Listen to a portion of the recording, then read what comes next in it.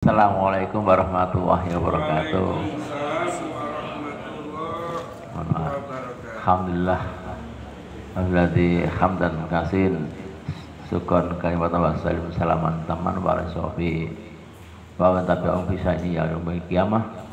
Syahada la ilaha illallah anna muhammadar rasulullah nabiyya ba'da wa sallallahu alaihi Muhammad. Untuk itu waktu dan tempat saya serahkan Ustadz Catur. Mari kita dengarkan sama-sama. Assalamualaikum warahmatullahi wabarakatuh. Waalaikumsalam. Innal hamdalillah nahmaduhu wa nasta'inuhu wa nastaghfiruh wa na'udzu billahi min shururi anfusina wa min sayyiati a'malina. May yahdihillahu fala mudilla lahu wa may yudlil fala hadiya lahu. Asyhadu an la ilaha illallah wahdahu la syarika lahu wa asyhadu anna Muhammadan abduhu wa rasuluhu la nabiyya ba'dah. Allahumma sholli wa sallim ala Muhammad wa ala ali Muhammad, amma ba'du. Alhamdulillah, kita sama-sama menghadirkan rasa syukur di hari ini, jam ini, detik ini. Allah karuniakan sisa waktu usia kita, salah satunya pada saat ini kita banyak nikmat usia, dan yang paling tinggi nikmat iman Islam, yang mana kita dikehendaki Allah untuk meramaikan masjid, memakmurkan masjid, bertolabul ilmi. Ini semua tidak lepas dari kuasa Allah yang mengaruniakan kita anugerah yang harusnya kita sangat berbahagia. Kok yang online nggak dengar gitu ya? Saya ulangi lagi.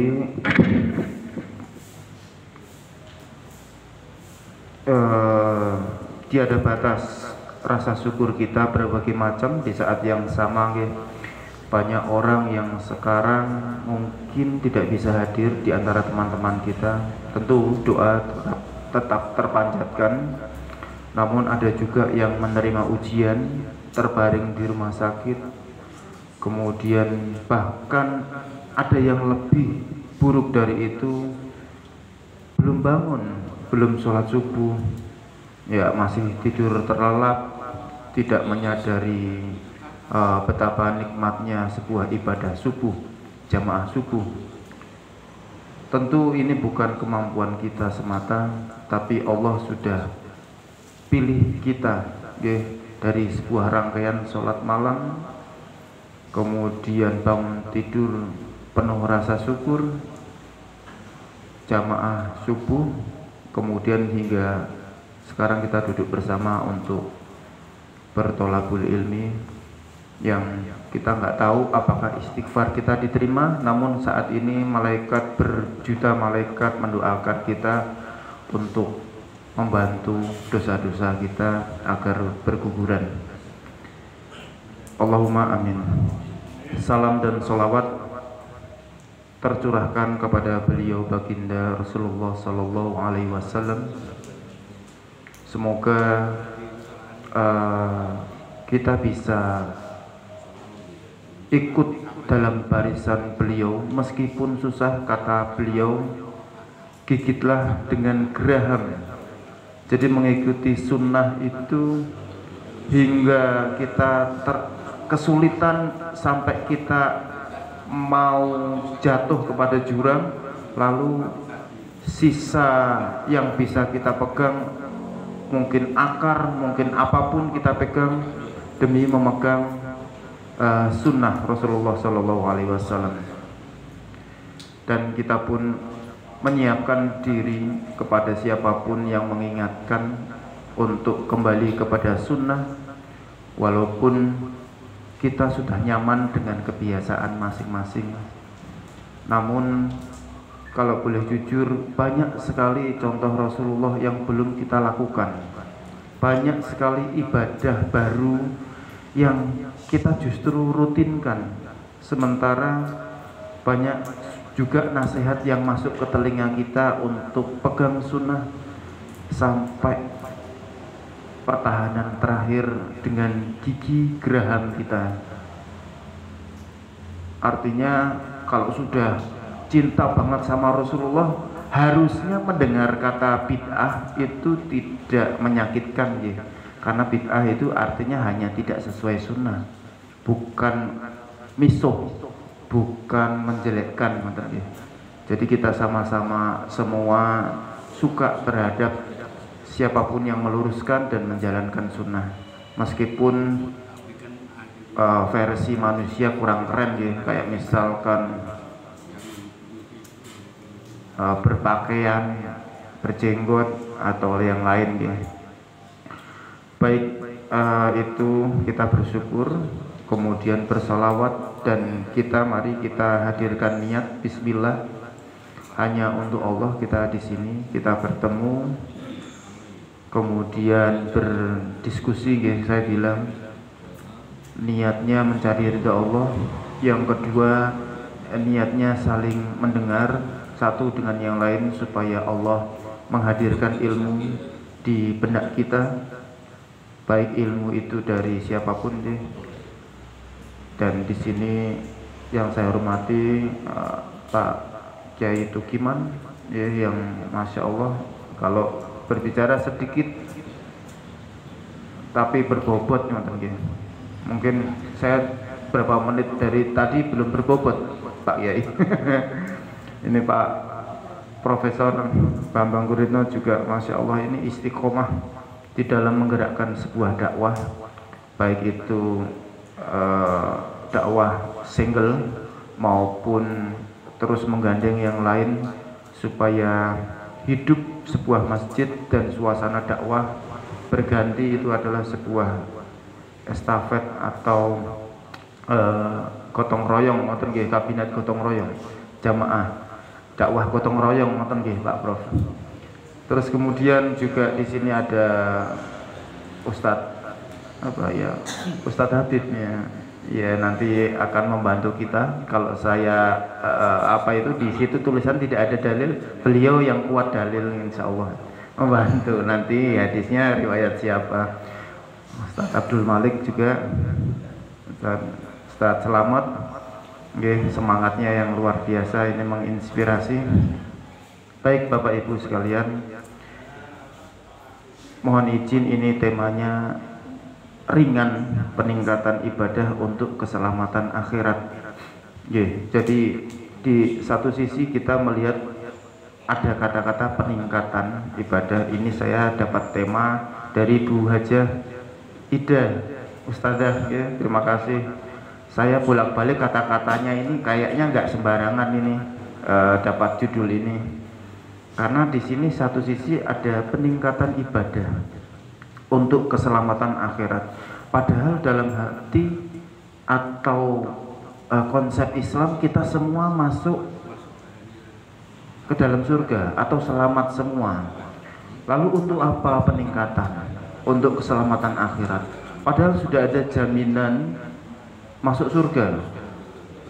Dan keyakinan pada konsep agama lain juga selamat semuanya, mengklaim bahwa surga, bahwa selamat, tidak perlu mengejar lagi, tidak perlu takut lagi neraka, tidak perlu mengejar lagi surga, karena sudah terwakili, dosa-dosa sudah ada yang mewakili. Kemudian sudah ada jaminan ketika meyakini satu orang ini saja, satu nabi ini sudah masuk surga. Tentu semua, bahkan saya merantau di beberapa negara itu juga sama klaimnya. Jepang pun sama, Jerman pun sama, di Düsseldorf itu juga sama, ada sebuah gereja, itu juga mengklaim walaupun gereja itu tinggal kenangan, artinya hanya tempat pariwisata, tidak ada kegiatan agama. Tapi yang datang misalkan hanya tur, itu sudah merasa masuk surga ketika hati mengimaninya.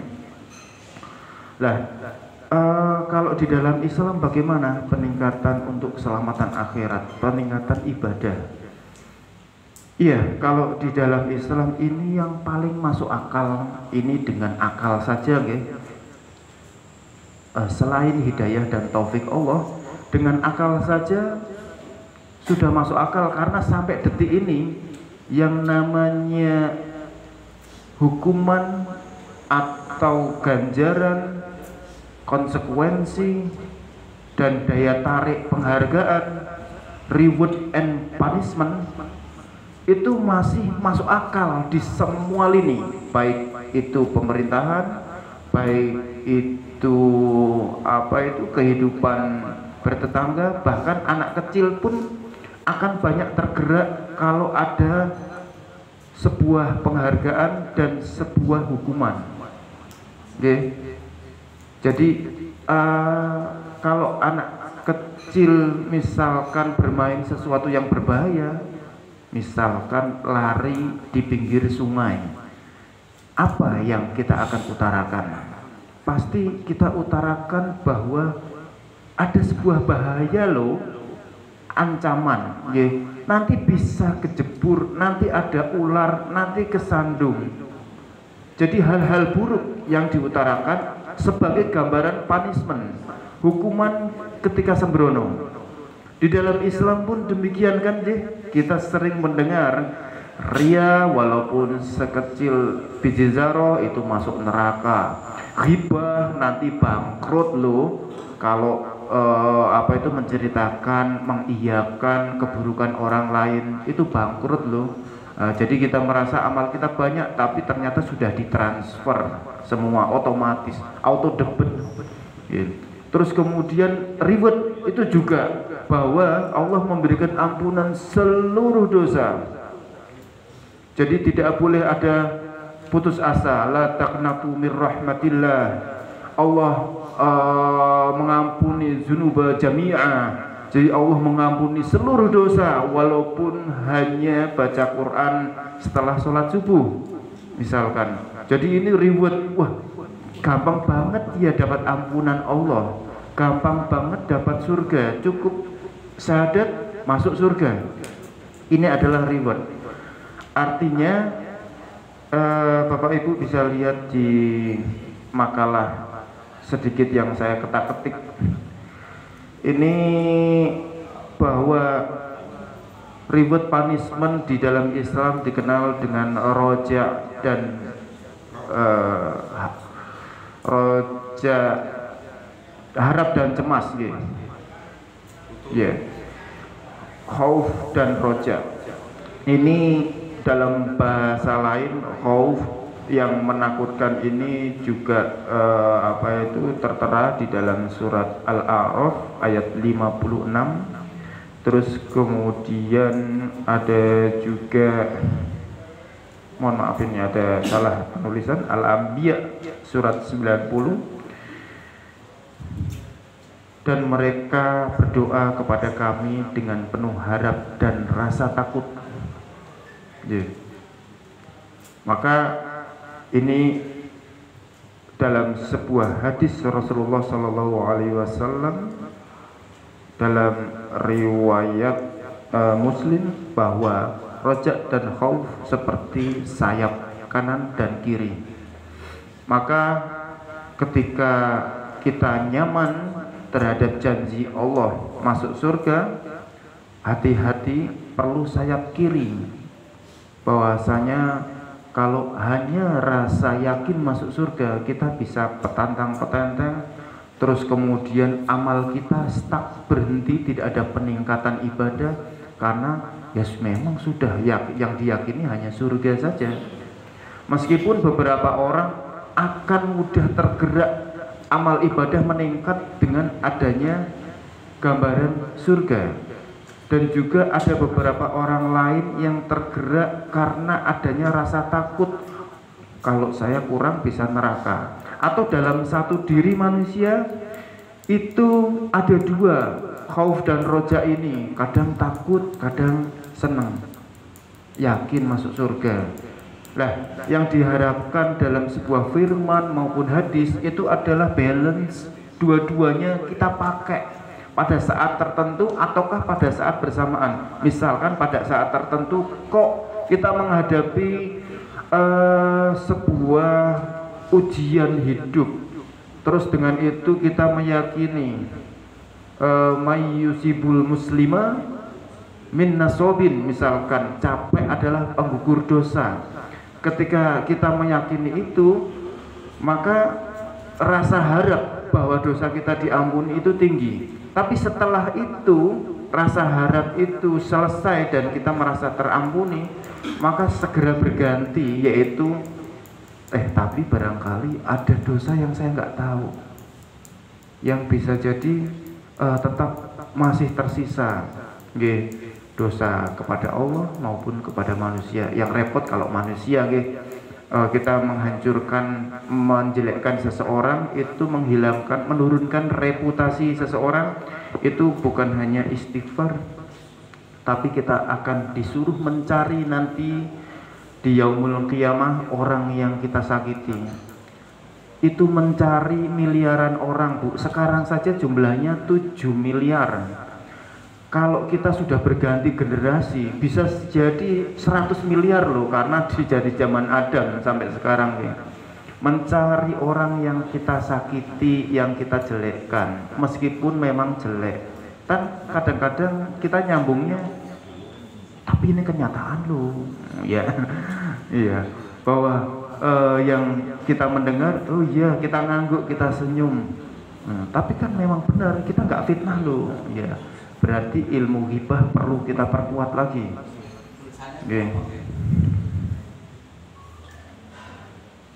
Ya, mungkin mengalir saja Pak, diklik, maaf. Oh ya.